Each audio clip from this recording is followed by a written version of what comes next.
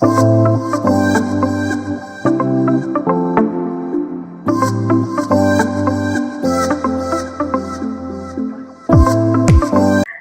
guys, welcome back to my YouTube channel. I'm happy to be back to continue on this Lamu series. If you're new here, my name is Sharon Matete. I'm an architect, designer, and all-round creative. One thing I like about Lamu is you arrive by water. During my entire visit in Lamu, I was quite impressed by the architecture, the Swahili architecture. It's recognized as the oldest and best preserved example in East Africa for Swahili architecture. For those who do not know, Lamu is an old town and it's a UNESCO World Heritage Site, and you can really see why.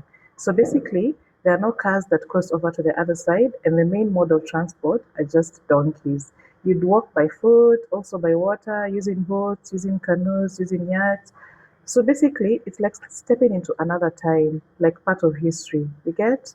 Okay, so when you get to Lamu, this is the first street you'll see.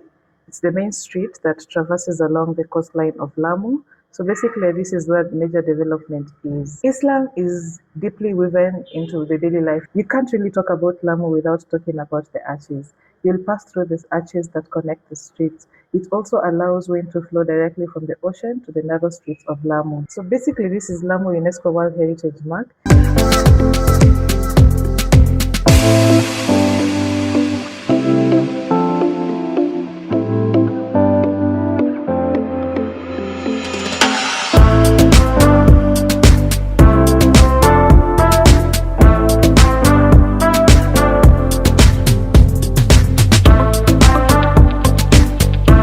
And once you approach it, you will see an arch, and after the arch, you'll see an open plaza where people meet.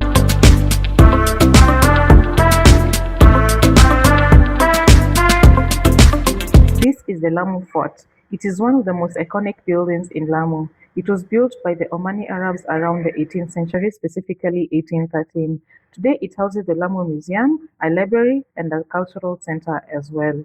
I did some research and found that Lamu Fort was not actually painted with modern paint, the yellow you see today, at all. In fact, the original finish was cobblestone, which was coated with lime plaster. So the natural color was off-white, and the yellow you see today comes from the later restoration, which was because of modern conservation interventions to protect the wall. The influence of the Omani aesthetics of earthy tones fits well with the context. So basically, Lamu Fort is a big deal for Swahili history and architecture. So just right next to it, there's the Lamu market. Historically, it was functioning as a trading space for food, spices, and daily goods. So its architecture is simple.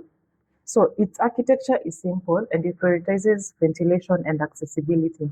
The original wall finish was similar to the Lamu Fort, and it has also gone through restoration and interventions. Today, the market remains as an active commercial space, while the fort continues to function as a center for heritage preservation and tourism.